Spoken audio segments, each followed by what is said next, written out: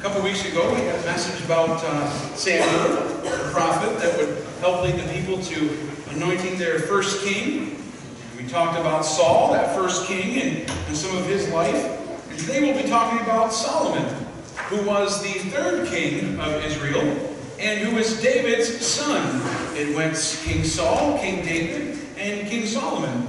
And Solomon was born very publicly, was King David's indiscretions outside the marital covenant that he had. King Solomon was a product of the relationship that David had with Bathsheba. And so it's interesting in that I wonder what that perspective would be.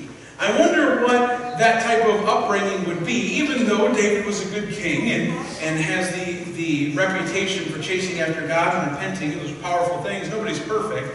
But I wonder what perspective that would bring amongst your people and your leadership.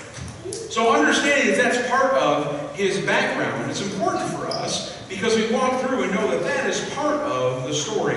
Would you all agree, friends, that good, bad, or indifferent, if people knew all of our story, it might give them some perspective.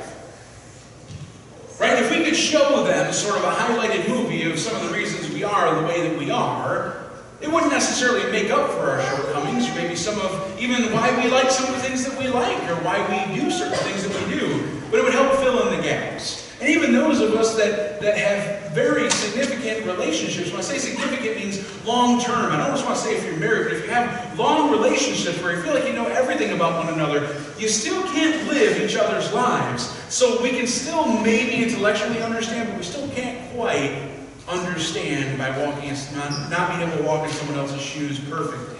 Why sometimes they are who they are. But that influences Solomon's preparing to be the king. And so there's an opportunity here for us to take a look at Solomon. So when he shows up in 1 Kings in the early part of the Old Testament, we can be a little more familiar with some dips and valleys and some understanding of who King Solomon is. But before we do, because I want to come back to this, there is something very important that happens, even though airplane travel, right, it freaks some people out, I understand that, but airplane travel statistically is actually safer than car travel. And so that being said, when the event happens that a bigger plane goes down, not a private plane, but a bigger plane, there's something that happens when a plane crashes. And the investigative team has one super goal on their mind, and that's to find the data box. It's to find that piece of information that records everything that happens so they can try and diagnose what went wrong. We've made the plans. We've done this several times. This is routine. What went wrong? Let's take a look at the transcript, if we will, to go over and find out how. So if we have to make an adjustment, whatever happened and went wrong, we can do our best to make sure it doesn't happen again. I am thankful for those people that are super goal as the black box, because I've flown a few times. And you always say a prayer. Any of you ever been in a plane and you say a quick prayer real quick, right? Making sure we tie up our spiritual business. But I'm thankful for that because that means it's so important to understand so whatever happened won't happen again. Isn't that what wisdom looks like, friends? We are the most intelligent. Now hold on. Before I finish this thought, I do not want you looking at your neighbor. We are the most intelligent people who have ever lived. No looking. No sarcastic looks. No taps on the hand next to you. But because of our exposure, because of our learning, because of our education, we are the most advanced group of all creation here where we are. Friends, we have so much information available, sometimes it distracts us, doesn't it? That we have the world, some of us at our fingertips, if we have enough data on our phone or exposed to Wi-Fi, we can find out just about anything. It might be slanted if it's not factual, but we can find out just about anything. Figure out how something works. We are so intelligent, our knowledge is so high. And yet I wonder, what's more valuable, knowledge or wisdom? I didn't say we were the most wise people. Simply the most intelligent and knowledgeable. Because there's a difference. If the super goal of a crash would have the knowledge. But the wisdom comes in seeing what happened that went wrong and making changes so it won't happen again. Friends, if you're a reader, if you're a researcher, I pray that there's something else that we have in common that we can get along with. That's not me. But I hope that we can join together in wisdom as people of God. Because it's not so much intelligence that God is seeking from us. It's wisdom. And that's why we're talking a little bit about King Solomon now, because if you're familiar with King Solomon's journey, you'll understand that he has a God-given wisdom. That when King Solomon was sleeping, and he was the third king of Israel, God came to him in a dream. And we just came off the season when we know that God comes to people in dreams. And he comes to people in dreams that he has things for, he has plans, he has a journey for. So he came to King Solomon in a dream and he said, ask me for anything, and it will be yours. God of all creation said that we ask for one thing. I'll know if I'm like you, when I read this, I sort of go to Aladdin and the genie. You got to make sure you phrase it right. He asks for more wishes, right? You want to phrase it just right so it doesn't turn up ending. But see, God wasn't a genie and he wasn't trying to trick. He said, Solomon, you are the king of my people. Ask me, your God, for something, and I will give it to you, so that you see my power, and that you will also have faithfulness in saying, if I can make whatever you ask for happen, then it will draw you closer to me and trusting me with your life and your kingship. Solomon asks for wisdom. And that's probably the first thing that jumps out for us is the story of Solomon is wisdom. And so when we take a look at 1 Kings chapter 3, verses 7 through 9, it says this. Now, O Lord my God, you have made your servant, this is Solomon talking, you have made your servant king in place of my father David. But I am only a little child, he was young at the time, and do not know how to carry out my kingly duties. Verse 8. Your servant is among the people you have chosen, a great people, too numerous to count.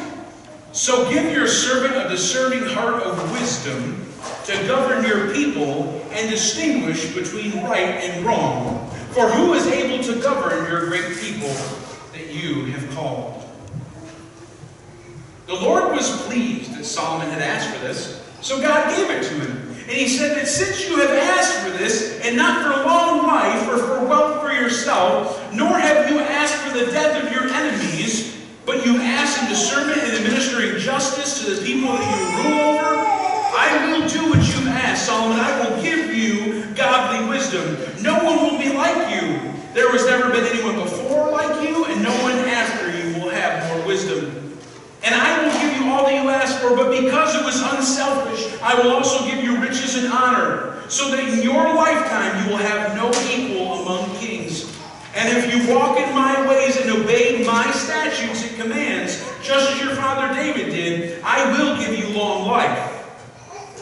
And it was in those moments that Solomon awoke and realized that lifelike moment with God was a dream.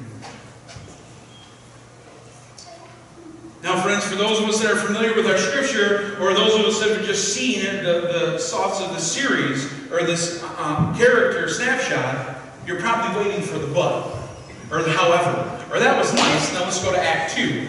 Well, it begins, this is a great way to start, and I don't want us to go past this, even though the crux of the message comes from what happens when everything is seemingly going well, and then something outside of going well happens. Well, in the midst of this time, King Solomon was a king for almost as long as Saul was. He settled many disputes. He made many treaties. He led well, and he was victorious. I want us to see that the kingdom, Saul, King Saul, the very first king of Israel, had the chance to establish some things. And King David got the vision for what the temple would be, but that he wouldn't create it. His son would. So he knew King Solomon, his son, would be building the temple of God. They would get the blueprints, the plans. But it was so majestic that he had to spend a lot of his kingship gathering elements for his son. And so King Solomon inherited all these things. It It was said of him in Scripture that stones were not as numerous as were gems and jewels and silver were more great than common stones to Solomon. That he would have the finest of woods, that weeds would not be as plentiful as the wood that would be used to be temples and houses in his kingship. That dignitaries, even foreign dignitaries, would bring over heaps of wealth, of gifts, of loot, of treasure that was so vast that every 3 years he could establish a new kingdom as far as unequal to what other nations had. He received these routinely. This is how well things were going in the kingdom of Israel for a king that followed and walked close to God. God said, if you obey my statutes and commands as your dad did, I will give you a long life and I will give you everything. So Solomon had seen everything, because when no one else could help, when no one else could make sense of it, his godly wisdom would help give him an answer. Or even if he didn't have an answer in his courts, he would be able to pacify people. He would be able to negotiate amongst his people to reduce some of the uprising and the anarchy that was there. Could you imagine living in a community or a world when there wasn't chaos, when there wasn't havoc, when there was a peaceful treaties and negotiations going on all the time? So as King Solomon walked about, when he was close to God and relishing in that godly wisdom, he wrote the book of Proverbs. And the book of Proverbs is a great book if you've ever spent any time in it, and it's a great one to go over constantly because there is everyday wisdom there. Sometimes it's so simple that we snicker a little bit because you're like, should have known, that totally makes sense.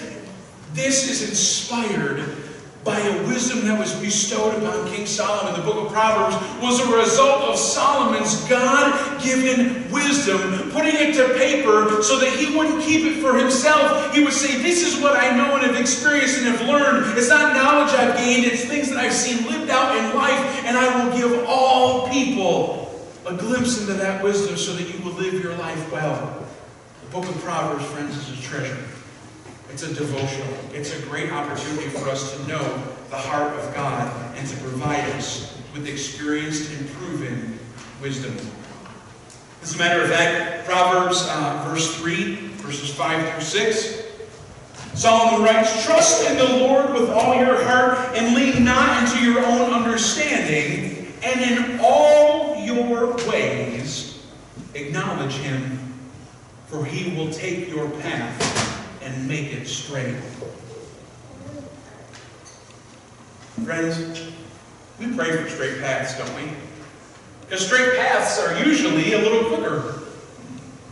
Straight paths are usually a lot easier to see the folly and the dangers that would go there. Perfect example, when we have the weather that we have in the dark, don't we appreciate straight roads? When we can just go for a stretch straight, we don't have to move over, we don't have to turn, we don't have to change lanes, just stay in those tire tracks that were made for you and just look as far as your headlights will look. If any of you have ever been to the parsonage, you'll know and pray for straight paths because she's winding.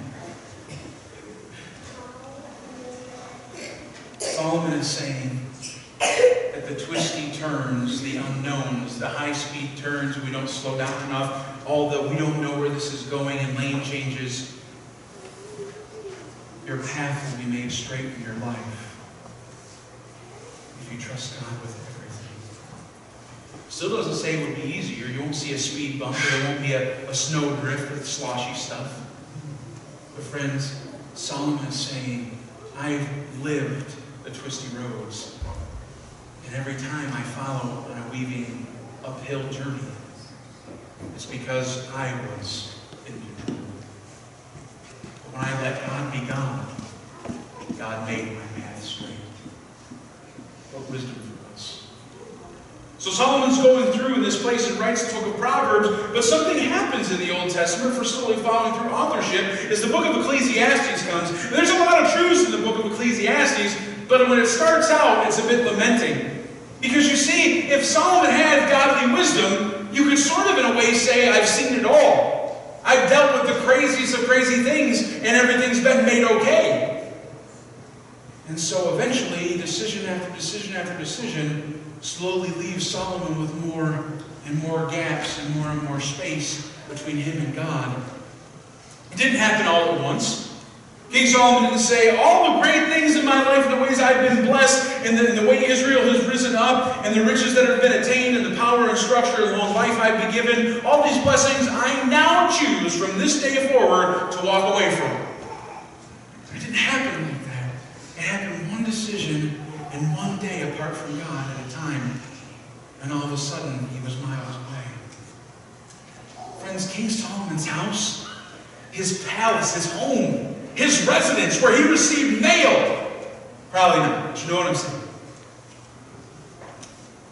It was bigger, literally, than the temple he was foretold to build to honor God. At what point did he think it was a good idea to make his home grander than the temple he was blessed by God to build? And the resources that were meant for the temple that his father had been saving for him, the one that was faithful, he decided my home should be bigger. It should be grander. As you can imagine, this wasn't the statute of God, because there are many people who need food and who needed better living conditions. We know the king's going to have a pretty big house and palace, don't we? But when we make our house bigger than God's, figuratively and literally, friends, when we make our house, our lives bigger than God's, the creator of all things, we get a different perspective that isn't God-honoring. So King Solomon was taking steps away, and I wanted to share with you what this means, because in Proverbs, when he had his godly wisdom, he said in chapter 3, verse 7, do not be wise in your own eyes, fear the Lord and shun evil. In the beginning of Ecclesiastes, we can read sort of that lamentation of King Solomon when he's saying, I've grown old. Friends, how many of you lamented about growing old? Things hurt some more. I require more sleep. I can't eat the stuff that tastes good. I got to eat the stuff that tastes meh. Because I'm not as young as I used to be. I don't have the energy and vitality I used to be. I used to feel invincible. I used to feel like I had all this life ahead of me. And then I got married and I became drained. No, that's not in there. That's not in there, is it? That's not. Friends, but something happens as we get older. We sometimes can still think we had a full and rich life, but we still can't help but focus on the time we wasted. How many of us have wasted days in our youth? It doesn't mean that we were up to no good. It doesn't mean that we weren't doing the right things. But sometimes when our perspective changes and we begin family and deeper in a career, more responsibility, and the weight of life hangs on us, we always look back and just think, wow, I wish I would have done this. Or wow, I wish I wouldn't have stopped doing this, because then I would still be okay to do such thing in the middle of my busy life. I wish I would have took care of things when 4 Big Macs would be burned off on me simply breathing on the couch. Friends, I wish I would not have stopped working out in my youth, because I would be a sight to see.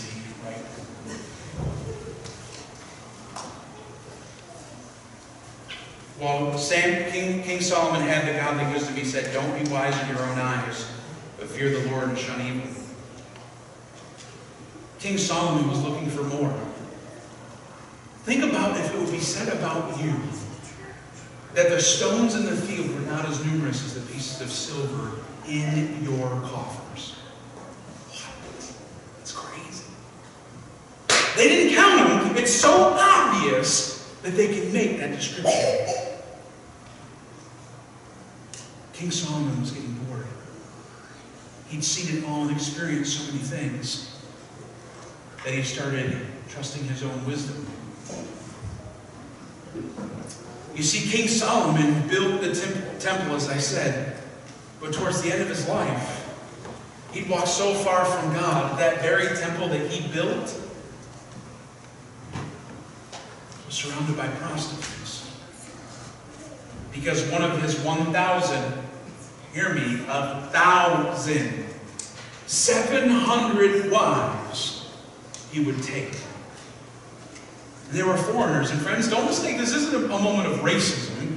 This is because the people that Solomon engaged in a marital relationship with, God specifically said to him, don't do this because they don't honor me. Everything you've been given is because you have been faithful to me, and I have been faithful in my promises to you. Do not let them in your life, because they will take your attention away from me, and your love will no longer be for me.